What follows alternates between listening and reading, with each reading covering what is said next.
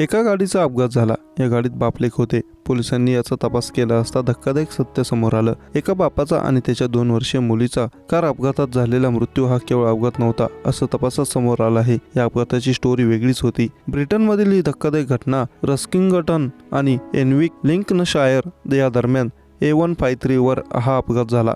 या अपघातात बापलेकीचा मृत्यू झाला। ॲश्ले हेनरी असं वडिलांचं नाव तर ओरिया असं मुलीचं नाव। ॲश्लेन त्याची निसान कशकाई ही गाडी समोरून येणाऱ्या लॉरीच्या मार्गावर नेली। या घटनेत मुलगी आणि वडील दोघांचाही मृत्यू झाला। पण या प्रकरणाचा तपास करत असताना पोलिसांना भयानक सत्य समजलं।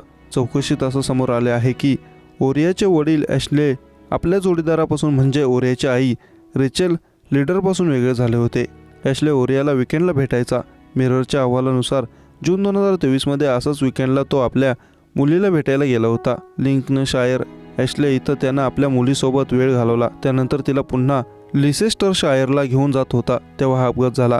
ॲश्ले डिप्रेशनमध्ये होता। नातं तुटल्याच्या दुःखाचा सामना तो करू शकला नाही।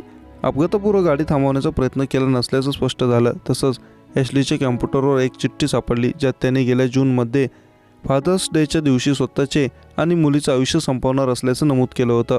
पोलीस तपासात असे आढळून आलं की प्रत्यक्षात ही हत्या आणि आत्महत्येचे प्रकरण आहे ज्यामध्ये कार अपघात होण्यापूर्वी वडिलांनी मुलीची जाणीवपूर्वक हत्या केली होती, कारण अपघात होण्याआधीच मुलीचा मृत्यू झाला होता हे तपासात समोर आलं आहे।